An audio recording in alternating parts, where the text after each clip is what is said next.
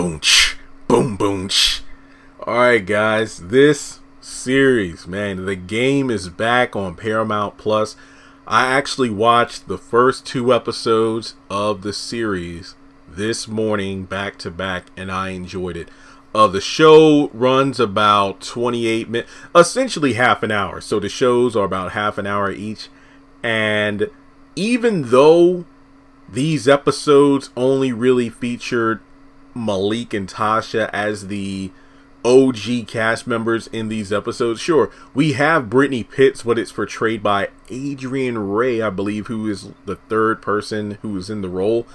This started off great. I truly enjoyed these episodes from start to finish, and I can't wait to see what's happening next. Now, if memory serves, it's 10 episodes for this season. We got 2 this week, and weeks for episodes 3 through 10, it's 1 episode per week. So the game is going to run from November 18th, not counting this week, of course. November 18th to January 6th will be the remaining episodes of the series.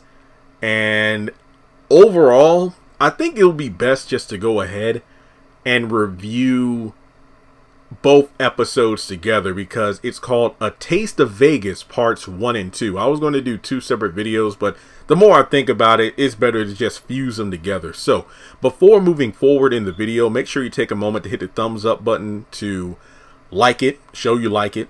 Also, hit subscribe as we move closer to 190,000 subscribers. We're less than 1,500 away. Follow me on social media. Links are in the description below, and hit the bell icon and select all. That way you don't miss out whenever I post content on the channel. So without further ado, let's jump into the game. Now, it starts off with a promo. Ulysses S. Thatch is doing the narration because he is promoting the Vegas Fighting Fury. And we also have, brief intros from Malik and Garrett. Garrett is like the star player of the Fighting Furies, no longer the Sabres. So they'll be joining this team in Vegas. We also go over to the Tasha Mack agency plane or private jet, and she's getting an update on her itinerary. And it looks like Jamila is her assistant, and she mentions how Malik is getting ready to go to Vegas for the event and wants to invite a couple of friends. And we go over to Malik watching some of these girls dance with I guess a friend of his that they're both smoking a joint, and I'm like, where the hell is TT? So it's funny because remember, this was filmed not too long ago this year, and there are mentions of the Rona and getting the shots and everything. I'm trying not to use certain words in order to make sure this video doesn't get flagged or anything. But yeah, it's funny because this is really mentioned in the show, so for a fact this show now takes place within the context of 2021. Now from there, Tosh is like, no, ain't no tricks on my plane, nobody I know. And Jamila is like, saying, that's why I told him. What you so happy for? Like, you looking like somebody just rubbed your feet. Oh no, well I know, I just told Malik. Oh, wait a minute, are you messing around, Malik? Well, look, we're both grown, Tasha, and we don't need to explain ourselves. So she ends up getting fired for sleeping with her son. Not just that, it's a bad look for Tasha Mack agency for employees to be sleeping with clients. So Jamila gets fired on the spot. Now, it turns out during an interview, the Colonel, yeah, I guess that's what the article said is his nickname, and later we find out. So Colonel, I want to say Colonel Sanders so bad, but he's in the middle of a report, and he says that, or excuse me, the rumor has it that 5% ownership of the team is going to be sold by a black owner. And, he kind of scoffs at that as like, well, hey, my mom always told me don't tell the news until it's meant to be said. So the rumors are floating around that 5% of the team is said to be potentially bought by a black owner. And Malik is watching the report with his boy, and he tries to hype him up like, yo man, you got this. Like, no man, I put the application in, I don't know if I got it. So from there, we go over to Jameson, aka Barry from the Oval. It looks like he's in like a rundown room just watching the report on his phone. And we go over to Brittany Pitts chilling with her friends. They're all excited about 828. And it looks like one of her girls got engaged recently.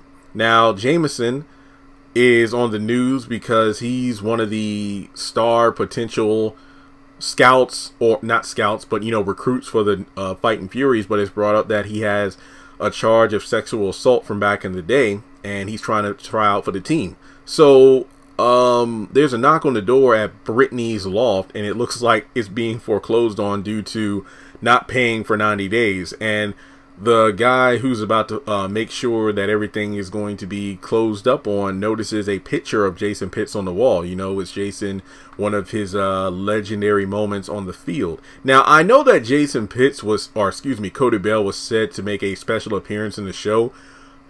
In this season, hopefully this photo of Jason is not the appearance they were talking about. Like, I ain't gonna lie, the way that photo was framed in all hell, I want one my damn self. And I know it's a fictional team.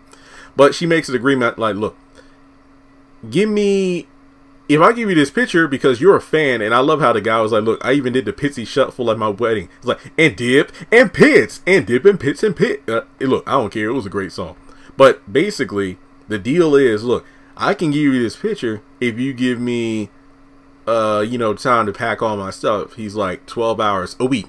The most I can do is a day. Final offer. So, okay, fine. And then from there, you know, she tries to save face by picking her face off the ground and going back to a party with her girls. So Jameson, it turns out, is a male dancer. So he goes out on stage and he's killing it. It's kind of interesting that that's how it turned out. And after his show, we actually see that Brittany comes to this club.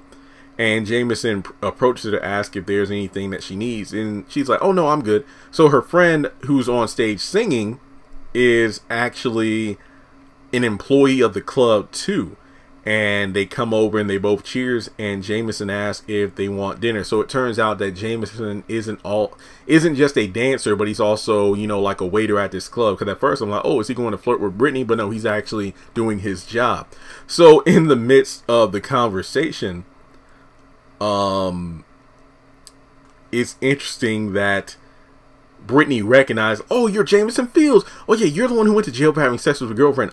Yeah, she was underage. Oh, so basically she puts her foot in her mouth, and yeah, Jameson just walks off. But she's talking with her friend, asking to crash at her place. Well, look, if you want to crash at my place, I need like $2,000 by Friday so you can pay your half. But it turns out Brittany's really struggling with money bad, and it's like, well, yeah, hey, you can sell your bags, you can sell your jewelry, do what you gotta do to get some money. But you know, Brittany's trying to make ends meet. So we go over to the Fighting Fury, and Tasha is texting Malik about the deal change. This is the big event, you know, where the players get up on stage. You know, it's just a big event for the owners of the team, you know, other big wigs in the company. So Garrett's making his speech about how they plan on bringing a championship to Vegas, and mid-speech, I kid you not, Malik shows up in a red, it looks like a tracksuit. Malik shows up in an outfit that would rival Michael Jackson in terms of how glittery and shiny it was. Malik gets on stage and Tasha's like, oh my God, I'm going to have a stroke. He makes this grandiose speech about the ownership and everything because he thinks he's got it. And the music starts and he starts rapping. Don't Judge Me was a hell of a rap. Bro, this was a great rap. I loved it from start to finish. Throughout the entire song, he's like recapping the events, you know, from punching somebody in a wheelchair, because there's even a woman in a wheelchair. It's like, hey, I'm sorry, I punched a person in a wheelchair. It's like all the setbacks he's had over his career, from rehab, the wheelchair situation, just all the ups and downs. It doesn't matter because that's not going to stop him from moving forward. So when he gets back on stage, oh yeah, even there's a moment where he's like, don't judge me. He hands the mic to the girl. He's like, don't judge me, don't judge me, don't judge me, don't judge me. Tasha's like, Lord have mercy. So he gets back on stage, and it's fresh. Like the women, they rip off this tracksuit, and he's wearing an actual suit underneath it. And he's like, hey, thank hope and faith my dancers. And basically, he's retiring from football to be an owner. And everybody in the crowd that knows that he didn't get the ownership position, they're like, what the hell's going on? Who told him that? What was happening? And he gets off stage, and the colonel's like, wait, you didn't tell him? Look, I tried, but he didn't get my text message. Okay. So he's like, okay, this is going to be fun. So Malik, you couldn't tell this dude he wasn't on the top of the world. he gets over to the Colonel, and Colonel basically is like, hey, look, I just want to let you know that your application was accepted. Yeah. For next year. What? We want you to be our quarterback for one more season, and then you're going to be owner. And Malik is pissed because he's like, wow, so if I had, what, like 3 championships, millions of dollars in the bank, and if I was white, we wouldn't be having this conversation, would we? You played me. And he walks off pissed, and, you know, Tasha goes after him. So Brittany's in the casino. She's winning big. And, you know, after Tasha chases after Malik and his boys standing there too, she pretty much says, look, you need to set your pride aside, get this money, and make the most of it, because you'd be a damn fool to walk away from $30 million and guaranteed ownership. And Malik's like, no, you know what? I'm done. This is over. I'm retiring. I ain't got time for this. So in the midst of the casino winnings, look, I ain't gonna lie, I was expecting Brittany to lose it all, because her friend was like, hey, why don't you take your money you got, go to the casino, try to make some.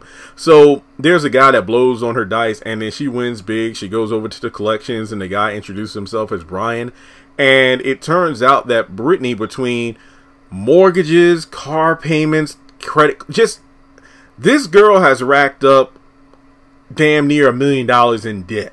And she she's to hand over her chain, any other assets, and even the collection she just won. But, you know, Tasha walks up in the midst of it, like, hey, what are you doing?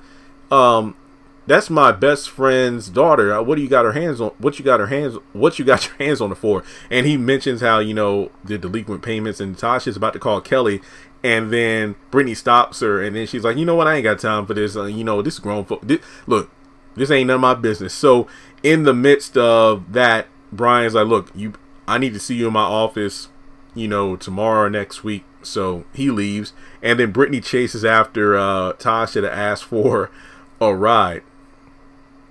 And from there, Brittany just explains how she got into so much debt. You know, hey, I got rich friends. I was trying to keeping up with the Kardashian, but my lifestyle essentially just fell apart as soon as the virus hit last year, and my business 828 Style, or as Tasha said, a hoe house, basically women who meet men's needs, you know, from being a maid, giving massages, braiding hair, or even being a date, and there's no sex involved. So Tasha offers to make her assistant $900. Ooh, $900 an hour, $900 a week.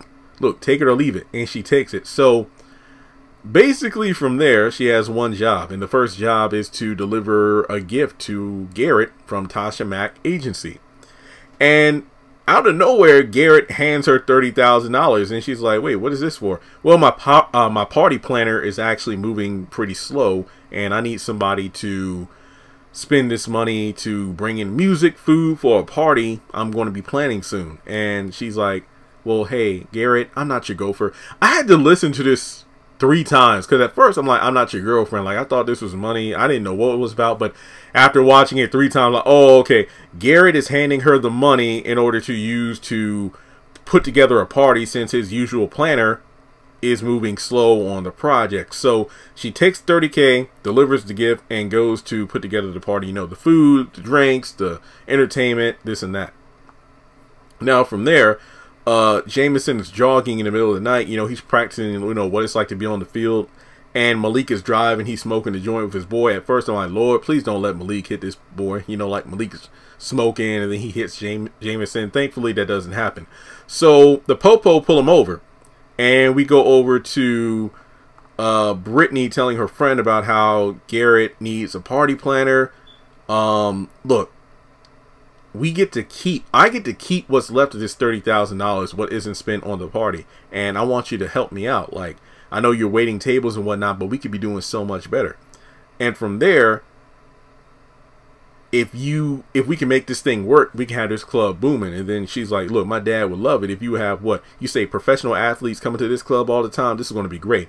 Now, the reason Malik got pulled over is because he failed to signal at the last turn, and then the police officer smells like, wait, is that is that weed I smell? Oh no, it's Herbs and Eve. It's like, what did he say? He's like Herbs Eve or something like that, and he gets told to come out of the car. Now, I knew something was messed up, because the officer was talking to Malik, and his boy was just like, you know what, you got my back, right? You know, I don't play with the popo.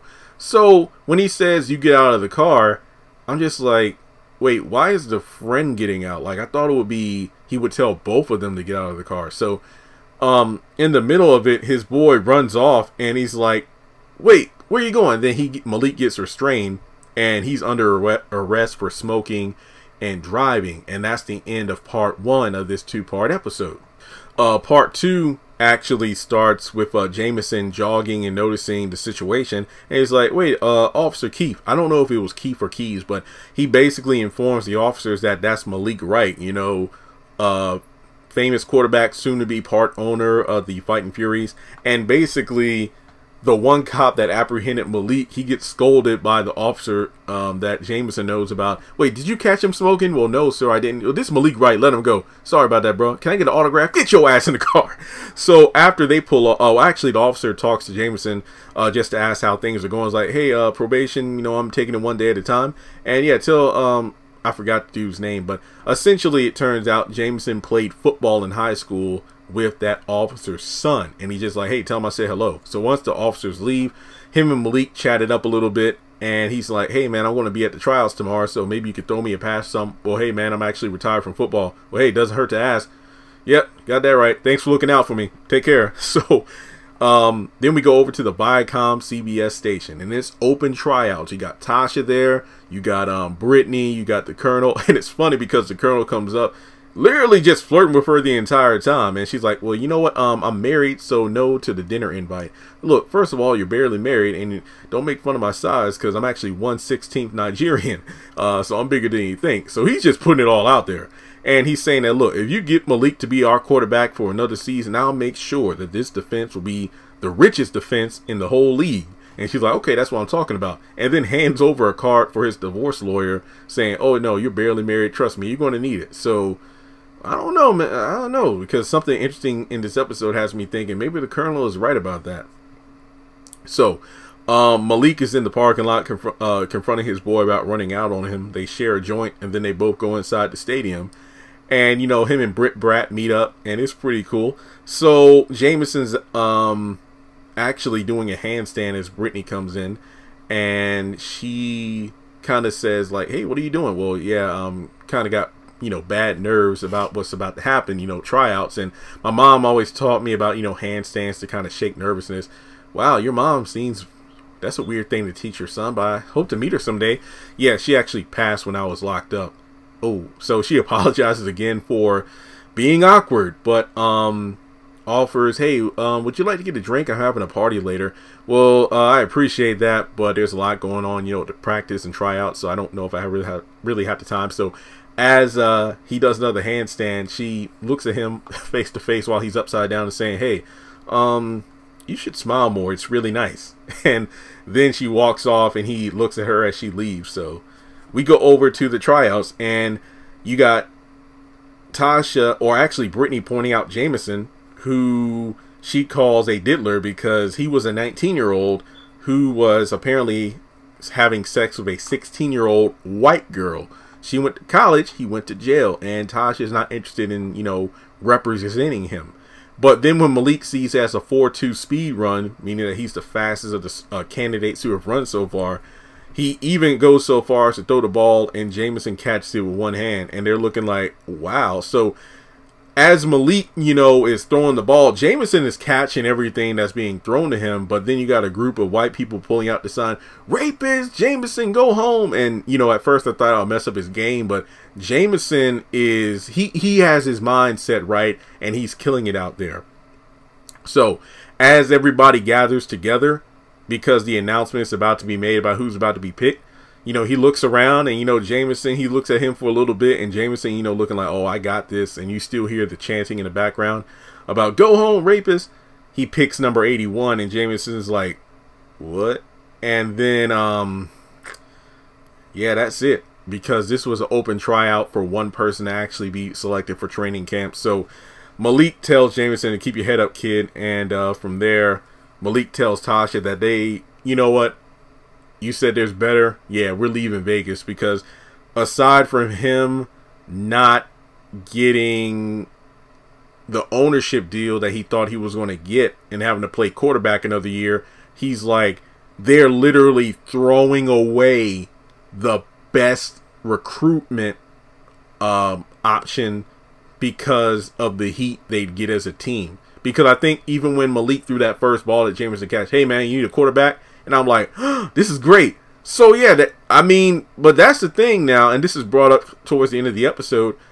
Sometimes it's not about the best person who could be selected as a musical artist, as an athlete, as the person on a business team or whatever. It's about the public scrutiny. You know, it's kind of like whenever somebody is canceled for quote unquote allegations, a person tends to lose endorsements because, you know, like this brand of soda, this brand of clothing, this brand of media, they don't want to be attached to somebody with a spotty record. So instead of them being boycotted, or the fear of boycotting means they pull away from somebody.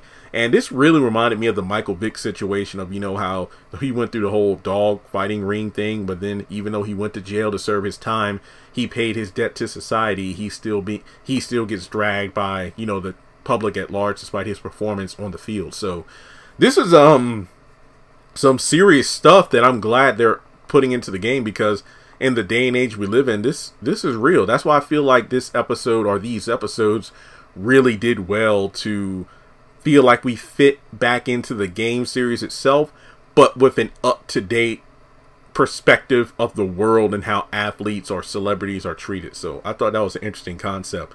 But from there, we actually go over to the club, and they're having that night party, and everything's going great. There's somebody who's like staring at Brittany, and I'm like, wait, who is this person? And there's some bottles that were, you know, sparkling bottles, which were supposed to be gifts for, like, you know, the VIP tables. But Brittany's like, $800 a bottle. Okay. So from there, you got Tasha scolding Malik about being a recovering addict and smoking the weed. So you got Malik smoking, and then you got his boy on the other side of the room or bus, no, the plane they're on, because I think he's talking to the pilot, and he's about, you know, going to San Diego, then going to Tampa, basically checking out other teams. And Tasha's like, look, there are like 6 other teams that have offered, you know, to get you, Malik, but none of them are offering anything even close to what Vegas is offering. So he brings up the fact that the ownership thing is important because of his college teammate Caleb, who had a dream to own his own team one day, and then he got paralyzed and he died. And, you know, Tasha's like, wait, Malik, are you hallucinating? And Malik's like, nah, Mom, I'm not hallucinating or nothing like that. So after that, we go over to Garrett, who approaches Brittany at the club for firing his party planner. And he actually mentioned how he loves Raquel's voice, and Raquel is Brittany's friend. And Raquel's like, wow, I love your ass. Okay, well, fine. Here's your balance, and you two are going to plan all of my parties. So yeah, Brittany actually fired Garrett's original party planner so she could take the job for herself. Now Jameson actually comes over, and he's like, yeah, I'm going to keep my head up, and because she apologized about, I'm sorry you didn't get picked today. And then, you know, he asked about the 828 business, because that's like the 2nd or 3rd time I heard you say that. And she mentions how me and Raquel were both fighting over some guy who actually turned out to be married or something. And that's our friendiversary. So 828. I'm like, ah. And I'm like, hey, my birthday's 829. That's pretty cool. So they kind of have a flirting back and forth with each other, because she mentions how, I like your laugh. You ought to do that more. And then the white woman is, again, eyeballing Brittany. It turns out that's the owner of the club, and she mentions like, hey, just keep up the good work, you know, business is doing pretty well tonight. So then this guy comes up and kind of heckles Jameson, basically telling Brittany, hey, you don't have to worry about this guy raping people, but he's only into white women. So after that, Jameson punches him in the face, they get into a fight, and then they're both taken out of the club. Brittany rushes to the stage with Raquel to start another song to say, hey, the party's still going, guys, yay. So Malik is at Caleb's grave, and his boy is standing behind him saying happy death day. And it turns out that Caleb has been a hallucination the entire time. This really reminded me of the guy who was at the grave when Grace was in Greenleaf, towards the end of Greenleaf, with Grace was at the grave, and the guy showed up, and it's like, wait, is this the real AJ? Who is this guy? So essentially Malik has been hallucinating about his dead friend. And, you know, it looks like the groundskeeper of the grave site comes up to Malik to see if he's okay. And he's like, yeah, man, I'm doing all right. So after that, we go over to Jameson talking with his parole officer. And it looks like he has to stay clean for 15 months and then he's free to go. He's just upset about not being picked due to the circumstances. And, you know, his parole officer talked to Canada, CA, in order to see if there's anything that could be done to get a waiver, because his high school coach was trying to get him, you know, on a training camp for another team, but there's nothing he could do about it. So unfortunately, no waiver. He leaves, and actually the parole officer has a meeting with Tasha asking about Jameson. Now it looks like Malik is getting a CAT scan, an MRI, or CTE, or not CTE, or basically a brain scan to make sure nothing's wrong. But the doctor says, look, there's no sign of tumor, blood clots or anything, so these visions are probably stress related. It's not CTE because those are untreatable, so it must be postmodern depression. And then we actually have Malik on the plane talking with her daughter on the phone, and I'm like, wait, look, see, I didn't watch like the last 2 or 3 seasons on BET, so there's a lot of things like, what the hell? I do remember there was a point where Tasha was carrying a baby or something like that, so there's that aspect of it. But yeah, this is her daughter, and daddy isn't around, so Pookie isn't at home, so he couldn't get on the phone. But she mentions how, yeah, I had a tennis match and I won, and we got to get ice cream afterwards, and mommy, I wish you were here to see it. It's like, I promise I'll be there next time. So I was like, this is interesting. So I wonder if this goes in line of what the Colonel said about you barely being married. Now, from there, you got Jameson working out, and then he just screams to let out his frustration, you know, from not being picked for the team to getting to that brawl at the club, and basically his past always leaving a stain on his present. Now, from there, the doctor, you know, is telling Malik, well, Malik, physically you're fine, you know, mentally, emotionally, it looks like you're going through some stuff. And he's like, well, but can I play? And then she's like, well, that's up to you, Malik. And then from there, Brittany is meeting with the woman who was staring at her, which is the club owner. She's like, look, we can keep these parties going. I'll have pro athletes up in here as long as I get 20% kickback. And Raquel, don't make her wait tables anymore. Make her the new house act. And she's like, look, don't mess this up because I hate losing. So Brittany Pitts is in her bag. Now, we go over to Malik at the press conference. He's saying that, hey, I'll be the quarterback for 1 more year. I decided instead of retiring, I'll do it 1 more year, and then I will move into an ownership role. And then Tasha and Brittany are having a brief meeting on the plane, and she agrees not to tell, well, you know, Tasha congratulate her on a good job so far, making good moves, but you want to be a real adult, tell your parents about what happened. And she's like, no, I'm just going to keep making my payments on time. So she probably had that meeting face to face with a collection agency to work out a deal of payments to pay off all of her debt. And she's like, oh, speaking of payments, when do I get paid? Here's your advice, little girl. Don't steal from me or my clients, because apparently those champagne bottles that she charged $800 for were actually gifts. So that was something Tasha didn't like.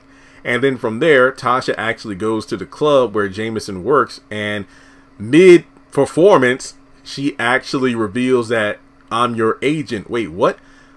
Look, thanks for wanting to represent me, but it's not worth all the hate you're going to get. Well, make it, look, because he's like, look, there's no money in the world that can cover the hate you're about to get. Well, make sure I don't regret it. And he assures her that he won't let her down. And then from there, she's like, look, well, hey, as long as I'm here, put on the damn show for me. So, I loved it. This was a great episode, guys. So, or great episodes. Overall, 8 out of 10. I think this was a strong start to the new season of the game. I can't wait to see what's going to happen next as the series goes on. Like I said, Barry in this, or excuse me, Vaughn in this role, I think we're seeing more range and charisma from his acting prowess than Barry from the Oval, so I'm here for it. The new Brittany Pitts, I think, is doing a great job with the character. I'm sure a lot of people want to see the likes of Jason, Kelly, Derwin as the season goes on. Melanie is not in this season, by the way.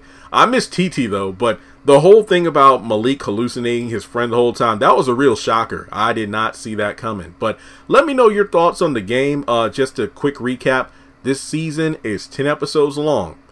From November 18th through January the 6th, there will be 1 episode per week on Paramount Plus, coming out on Thursday. So maybe you want to wait until the entire season has, been uploaded before you binge it, or at the very least, just come back to my channel. You could check out the reviews. I promise to do those weekly.